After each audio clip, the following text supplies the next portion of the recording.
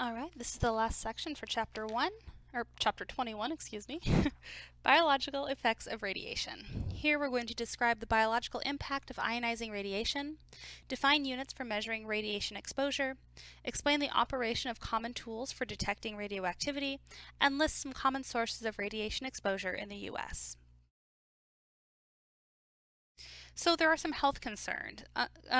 With the increased use of radioisotopes, there's an increase in concerns over the effects of them on biological systems, including our bodies.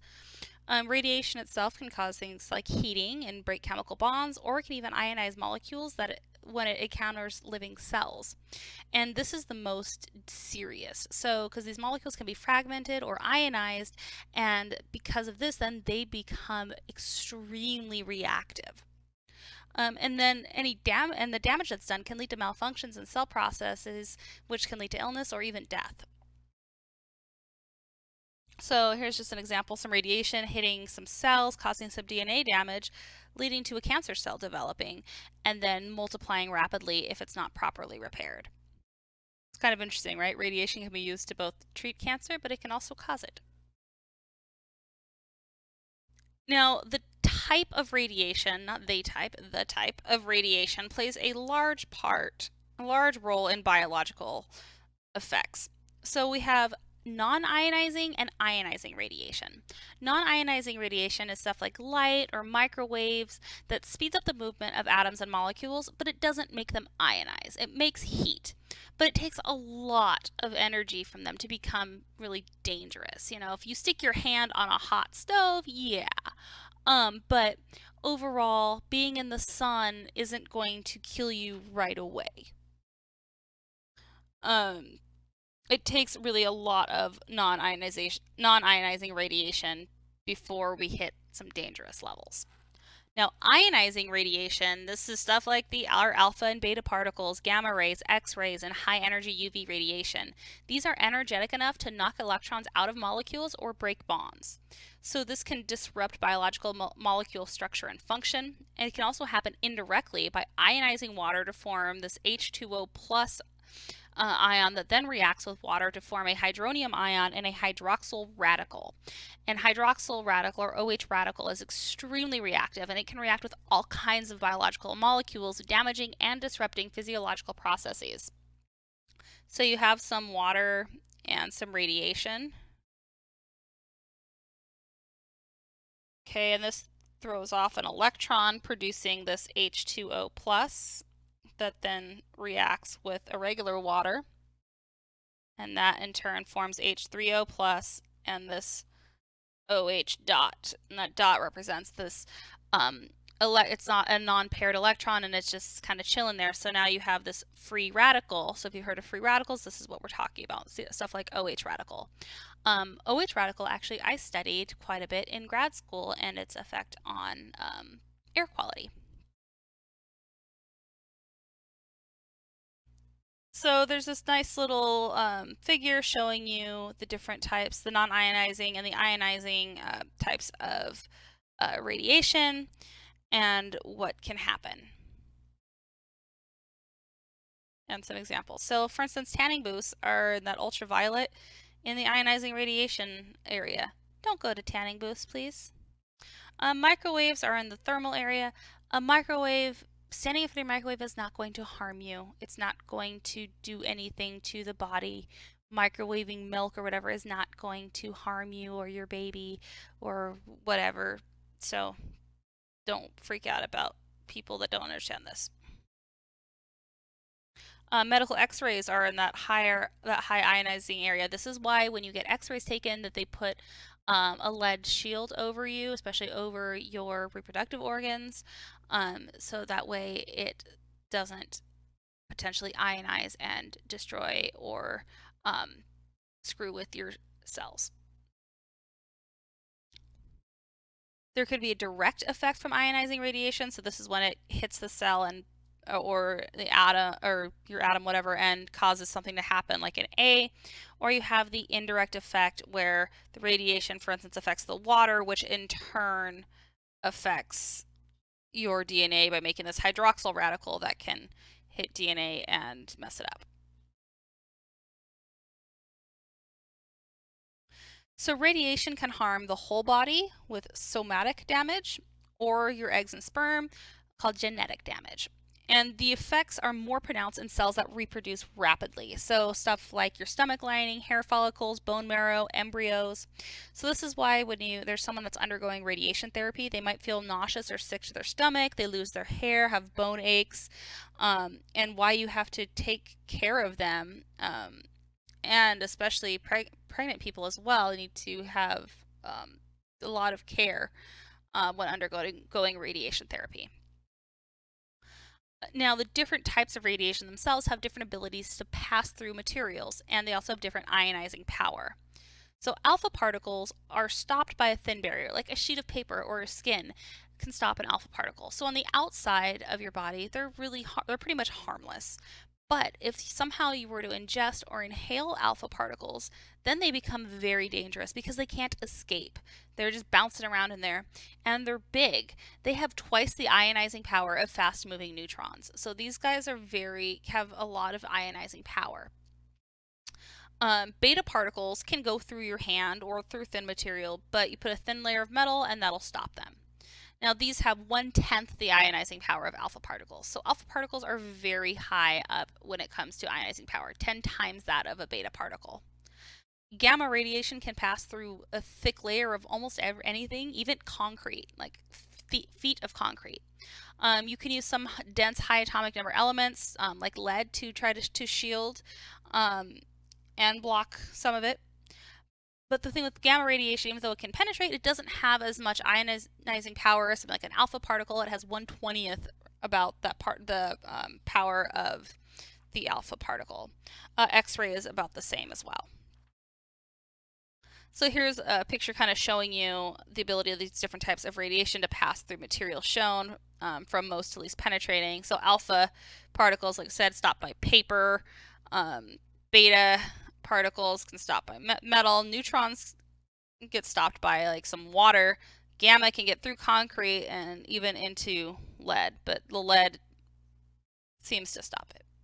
But they're very, very penetrating. Whoops. One area that people do need to watch on occasion is radon 222. This is one of the largest sources of exposure to radiation. So radon gas, it can seep into houses and other buildings from rocks that contain uranium-238, which is a radon emitter. So the radon then gets through the cracks of the concrete foundation and the basement floors, or if you have like cinder block foundations, openings for water gas pipes, and then it is about 8 times, though, more dense than air, so it tends to be more of an issue in places that have basements and lower floors, and then it slowly diffuses through buildings. Now, it's found all across the country, but depending on where you live really determines how much. The average concentration of radon inside homes is 1.25 picocurie per liter, which we'll talk about a curie in a minute. About 1 in 6 houses have radon levels high enough that remediation efforts to reduce it are recommended. Exposure to it can increase your risk of cancer, especially lung cancer, and high radon levels can be as bad for health as smoking a carton of cigarettes a day. It's actually the #1 cause of lung cancer in non-smokers and the second leading cause of lung cancer overall. So it's believed to cause over 20,000 deaths in the U.S. per year. So you can actually get radon detectors on Amazon and whatnot if it's something you're concerned about. So when it comes to measuring radiation exposure, we have 3 different types that are the most common. The very most common being Geiger counters. These are the best known radiation instrument for detecting and measuring radiation. So what happens is you have this Geiger-Müller tube that has some gas in it, and the radiation causes it to ionize, and then the Geiger counter gives you this rate of ionization, and that is proportional to the amount of radiation. There's also scintillation counters that contain a material that emits light when excited by ionizing radiation, and then there's a sensor that takes that light and converts it into a signal to give you a reading. And then radiation dosimeters are used to determine personal radiation exposure.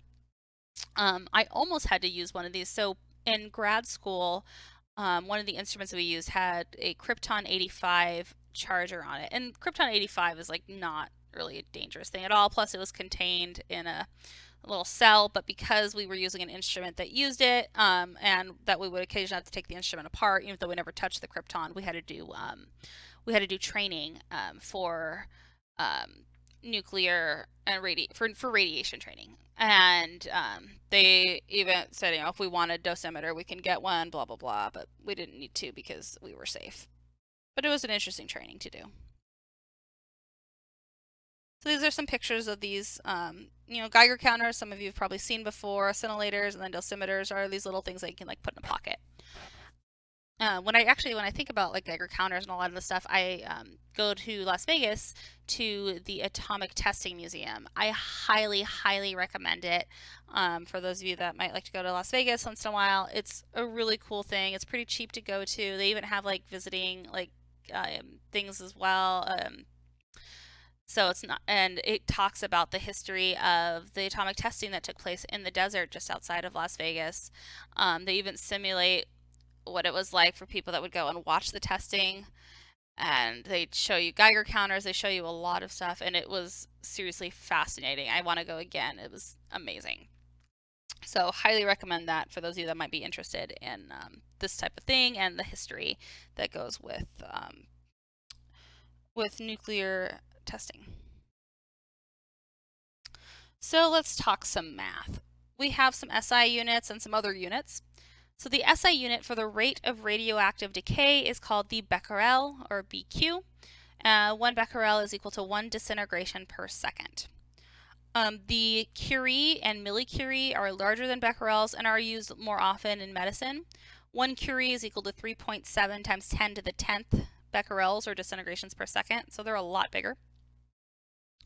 When it comes to measuring radiation dose, the SI unit is the gray, the G or GY, which is equal to 1 joule of energy absorbed per kilogram of tissue. More commonly used is the rad, or radiation absorbed dose, and 1 rad is equal to 0.01 gray. So 1 rad results in the absorption of 0.01 joules per kilogram of tissue. We have an SI unit for measuring tissue damage caused by radiation, and it is called the sievert, or SV. And this actually takes into account the energy and biological effects of the type of radiation involved in the dose. There's also the Roentgen equivalent for man, or the REM, and this is used more frequently for radiation damage in medicine. And 100 REMs is equal to 1 sievert. Both REM and sieverts, should be a REM, not REV, include the energy of the radiation dose, whether in rads or grays, along with a biological factor that's called the relative biological effectiveness, or RBE. And this is an approximate measure of the relative damage done by radiation. So the number of REMs is equal to your RBE times your number of rads. The RBE is about equal to 10 for alpha radiation, positive 2 for protons and neutrons, and 1 for beta and gamma radiation. And this is just showing different units are used to measure the rate of emission from a radioactive source, and just to measure the energy that's absorbed and the amount of damage that the absorbed radiation does.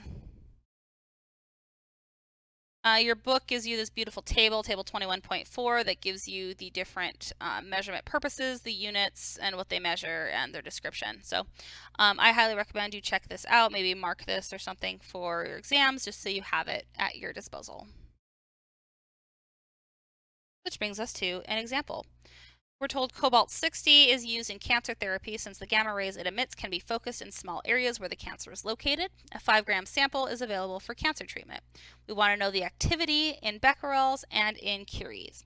So one thing that we didn't talk about yet is activity, and that is equal to lambda times n. So this lambda that we talked about before times n, which is the number of nucleons. So we can rewrite this. Lambda is the same as saying the natural log of 2 over t1/2 times n. Okay, so A, we have our activity then is equal to the natural log of 2 over t1/2 times n. So this is the natural log of 2 over 5.26 years times n here is 5 grams. And this gives us 0.659 grams per year of cobalt that decays. And we want to convert this to decays per second. Actually, this isn't quite A yet. This is just doing some initial stuff. So then we have 0.659 grams per year. And we have 1 year for every 365 days. 1 day has 24 hours. 1 hour has 3,600 seconds. Okay. And so then that gives us grams per second, and we want to go ahead and get this to decays per second. And so let's go and start by doing grams to moles. And so we have 1 mole for every 59.9 grams. And 6.02 times 10 to the 23rd atoms for every 1 mole. And then lastly, we have 1 decay for every 1 atom. Because it's an atom that's decaying, so 1 decay per atom. So then this gives us 2.10 times 10 to the 14th decays per second. So A, we know that 1 becquerel is equal to 1 decay per second. So our activity in becquerels then is 2.10 times 10 to the 14th decay per 1 second times 1 becquerel for every 1 decay per second. So we see those cancel, and so it's 2.10 times 10 to the 14th becquerels. I don't know if I'm saying that right or not. I'm just going to pretend that I am and that I'm confident that it's becquerel. And then for B, we know that 1 curie is equal to 3.7 times 10 to the 11th decays per second.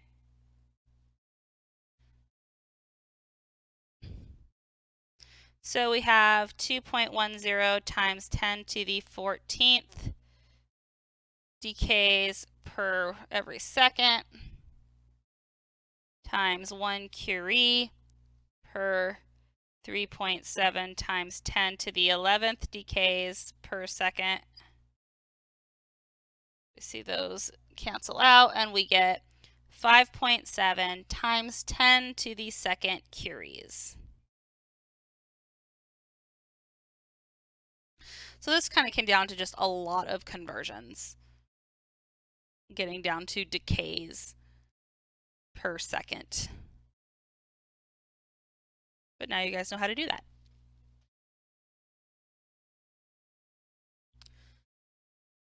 In fact, because she's my hero, on your next exam, here's the code word for some extra 5 points.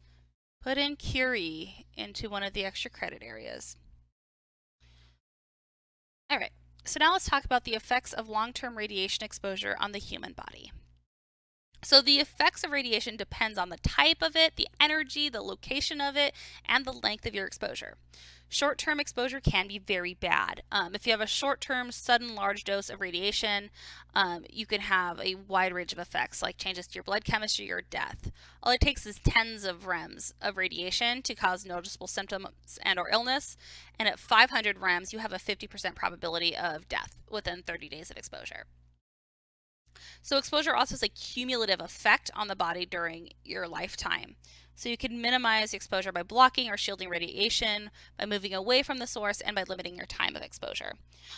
Your book gives you a table giving you some health effects of radiation and the exposure. So for instance, if you have 5 to 10 rems, you have changes in your blood chemistry. At 70 rems, you can have some vomiting.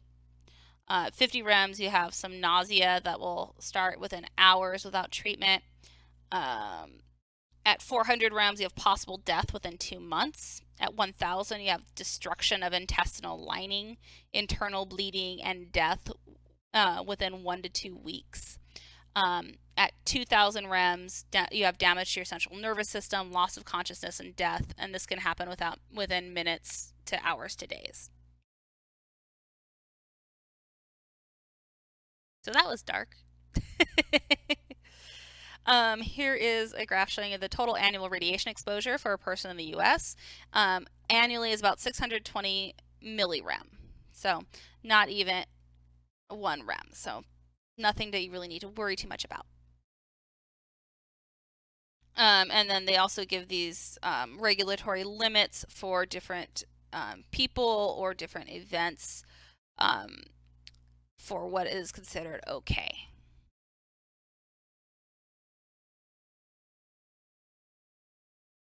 So that does it for chapter 21. I hope this was kind of an enjoyable and interesting chapter for you guys. And as usual, if you have any questions, let me know.